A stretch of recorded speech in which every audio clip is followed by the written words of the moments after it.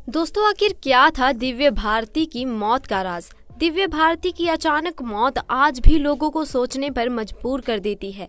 ऐसे में दिव्या भारती की जब मौत हुई, उस साल वे कई फिल्मों की शूटिंग कर रही थी। इन्हीं में से एक फिल्म थी लाडला। हालांकि दिव्या की मौत के बाद ये फिल्में श्रीदेवी की झोली में आ गई थी। इस फिल्म की शूटिंग से जुड़ा एक किस्सा बहुत फेमस है। कहते हैं श्रीदेवी ने जब इस फिल्म की शूटिंग शुरू की तो वे भी ठीक उसी डायलॉग को बोलने में अटक जाया करती थी जिसे बोलते वक्त दिव्या भारती अटक जाया करती थी। ऐसा लगातार कई बार हुआ और इस कारण फिल्म की शूटिंग रुकी रही। कहते हैं इसके बाद फिल्म के सेट्स पर पूजा करवाई गई, तब जाकर शूटिंग बिना किसी अड़चन के पूरी हो सकी। दोस्तों, दिव्या भारती एक ऐसा नाम है जिन्होंने फिल्म इंडस्ट्री की दुनिया में छोटी सी उम्र में बड़ी कामयाबी हासिल कर ली थी। लेकिन कौन जानता था कि इतनी कम उम्र में सफलता के साथ आसमान छूने वाली अभिनेत्री दिव्या की मृत्यु महज 19 साल की उम्र में हो जाएगी। उनकी अचानक हुई मृत्यु ने सबको हैरान कर दिया था। खबरों की माने तो 5 अप्रैल 1993 को सिर्फ छत से गिरकर दिव्या की मौत नहीं हुई, बल्कि कोई बड़ी साजिश थी जिसे उस काली रात को 11 बजे अंजाम दिया गया। दिव्या की रहस्यमयी तरीके से मौत के पीछे का क्या कारण है? क्या वही किसी के रास्ते का पत्थर बन गई थी? आखिर इतनी खुशमिजाज लड़की से किसी की क्या दुश्मनी हो सकती है? तो दोस्तों, आज हम आपको बताएंगे दिव्या भारती का यूं दुनिया से चले जाना सिर्फ हादसा था या सोची समझी साजिश। तो बिना देरी के वीडियो को शुरू करते हैं। दोस्तों, एक वक्त पर बॉलीवुड की सबसे बड़ी एक्ट्रेस में गिनी जाने वाली दिव्या भारती ने बेहद कम उम्र में ही अपनी अलग जगह बना ली थी। वो अपनी खूबसूरती, मासूमियत और टैलेंट के जरिए लाखों दिलों पर राज करती थी। उन्होंने एक के बाद एक हिट फिल्में देकर उस समय की बड़ी हीरोइनों को चुनौती दी। उन्होंने ऐसा काम किया कि बॉलीवुड का हर डायरेक्टर उनके साथ फिल्म बनाना चाहता था और 3 साल में 20 फिल्में कर शोहरत पाई, शादी की और सिर्फ 19 साल की उम्र में दुनिया से रुखसत हो गई। जानकार बताते हैं कि दिव्या भारती को चॉकलेट्स काफी पसंद थी। यही वजह है कि दिव्या की माँ जब तक जीवित रही तब तक उनके बर्थडे पर हमेशा चॉकलेट बनाती थी और स्कूल बच्चों में बांटती रही। वो इस तरह अपनी बेटी को याद करती थी। वो कहती थी कि दिव्या बेहद चुलबुली थी। वो अपने छोटे भाई कुणाल को सबसे ज्यादा पसंद करती थी। दिव्या कहती थी कि जो कुछ भी मेरा है वो मेरे भाई कुणाल के लिए है। 1990 के दशक में बॉलीवुड में अपनी एक्टिंग और मासूम चेहरे के दम पर दिव्या ने दर्शकों को दीवाना बना दिया था। कम उम्र थी, इसीलिए बॉलीवुड की गुड़िया भी उन्हें कहा जाता था। बता दें कि 25 फरवरी 1974 को जन्मी दिव्या भारती की मौत 5 अप्रैल 1993 को संदिग्ध हालत में हुई थी। दिव्या की मौत को अब 30 साल पूरे हो गए हैं। मुंबई पुलिस 1998 में ही मौत की जांच से जुड़ा केस बंद कर चुकी है।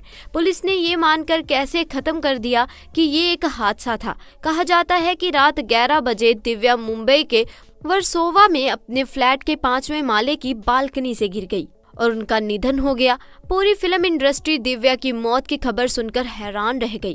फैंस को यकीन नहीं हो रहा था कि दिव्या इस दुनिया में नहीं है और कितनी ही फिल्में आधी अधूरी छोड़कर दिव्या भारती चली गई और आज तक उनकी कमी खलती है। दिव्या किसी फिल्मी परिवार से नहीं थी। पिता ओम प्रकाश भारतीय बीमा कंपनी में ऑफिसर थे और माँ मीता भारती एक हाउसवाइफ थी। दिव्या ने 9वीं क्लास तक ही पढ़ाई की। 14 साल की उम्र में पढ़ाई छोड़कर मॉडलिंग शुरू कर दी। गोविंदा के भाई कीर्ति कुमार ने दिव्या को अपनी फिल्म राधा का संगम के लिए साइन किया था, मगर किसी कारणवश दिव्या को फिल्म से बाहर किया गया और उनकी जगह जूही चावला ने अदाकारी की। उसके बाद दिव्या भारती ने अपनी फिल्मी करियर की शुरुआत तेलुगु सिनेमा से की। वहां नाम कमाने के बाद दिव्या ने साल 1992 से 1993 के बीच 14 से अधिक फिल्में साइन की, जो हिंदी सिनेमा में एक रिकॉर्ड है। साल 1992 में दिव्या भारती और सनी देओल की फिल्म विश्वात्मा रिलीज हुई। ये फिल्म जबरदस्त हिट हुई। फिल्म का गाना 7 समंदर पार आज भी हर शादी में बजता है।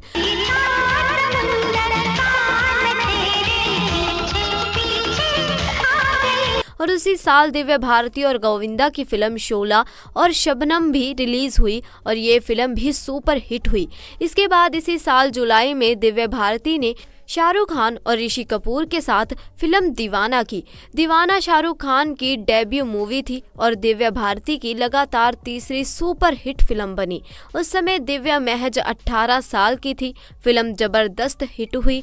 बाद में फिल्म निर्माता साजिद नाडियाडवाला से शादी कर दिव्या ने सबको चौंका दिया था। बता दें कि शोला और शबनम की शूटिंग के दौरान ही दिव्या भारती की नज़दीकी साजिद नाडियाडवाला से बड़ी और 10 मई 1992 को दिव्या सादिक की शादी हुई। दिव्या ने इस्लाम कबूला और अपना नाम बदलकर सना नाडियाडवाला रखा। साजिद ने एक इंटरव्यू में बताया था कि हमने शादी की बात छुपाए रखी क्योंकि दिव्या का करियर दांव पर लगा था।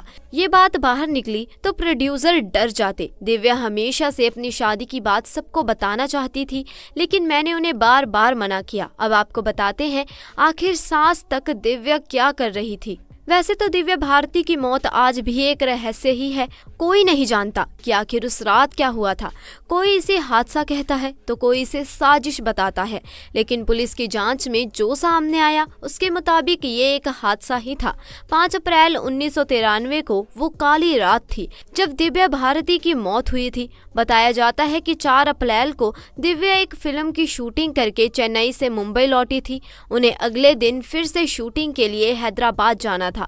दिव्या एक फ्लैट खरीदना चाहती थी। जब ब्रोकर ने उन्हें फ्लैट के बारे में बताया तो दिव्या ने अपने फिल्म प्रोड्यूसर को फोन करके बोला कि मैं हैदराबाद 5 नहीं 6 अप्रैल को आऊंगी। उसी शाम दिव्या अपने भाई कुणाल और ब्रोकर के साथ बांद्रा के नेपचियो अपार्टमेंट में गई। दिव्या ने 4 बेडरूम का फ्लैट फाइनल किया और कैश देकर घर खरीद लिया। दिव्या के पति और फिल्म निर्माता साजिद डाइनवाला को उनकी फिल्म आंदोलन की शूटिंग के लिए मॉरिशस जाना था, इसीलिए तय किया गया कि मॉरिशस से लौटने के बाद दिव्या यहाँ शूटिंग करेगी। इसके बाद दिव्या अपने माँ के घर पहुंची। वहां उनसे मिलकर फैशन डिजाइनर नीता लूला दिव्या की ड्रेस फाइनल करके आने वाली थी। रात के लगभग 10 बजे नीता अपने साइकेस्टिस्ट पति डॉक्टर श्याम के साथ दिव्या के घर पहुंची। घर पर दिव्या के अलावा उनकी मेड अमृता थी। अमृता दिव्या के बचपन से ही उनकी देखभाल करती थी। दिव्या, श्याम और नीता लिविंग रूम में बैठकर टीवी देख रहे थे। तीनों ने ड्रेसिंग ली, लेकिन इसके बाद दिव्या लिविंग रूम की खिड़की के पास चली गई। ये खिड़की पार्किंग की तरफ खुलती थी।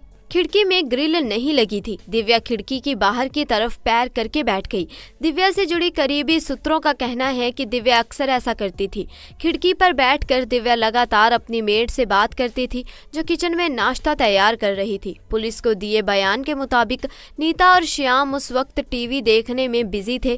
खिड़की पर बैठी दिव्या ने नीता और श्याम को देखने के बाद अपने एक हाथ खिड़की की चौखट को पकड़ने के लिए बढ़ाया, लेकिन उनका हाथ स्लिप हो गया और वो नीचे गिर गई। ये सब कुछ सेकंड में ही हो गया। जब नीता, श्याम और अमृता भागकर नीचे गए तो देखा पार्किंग में गिरी दिव्या तड़प रही थी। दिव्या के चारों तरफ खून ही खून था। दिव्या उस वक्त जिंदा थी। उन्हें तुरंत मुंबई के कपूर हॉस्पिटल में लाया गया। अस्पताल के आईसीयू वार्ड में दिव्या ने अपनी आखिरी सांस ली। तो दोस्तों, आपका इसके बारे में क्या कहना है कमेंट सेक्शन में जरूर बताएं। साथ ही वीडियो को लाइक करें, शेयर करें और चैनल को सब्सक्राइब करें। धन्यवाद।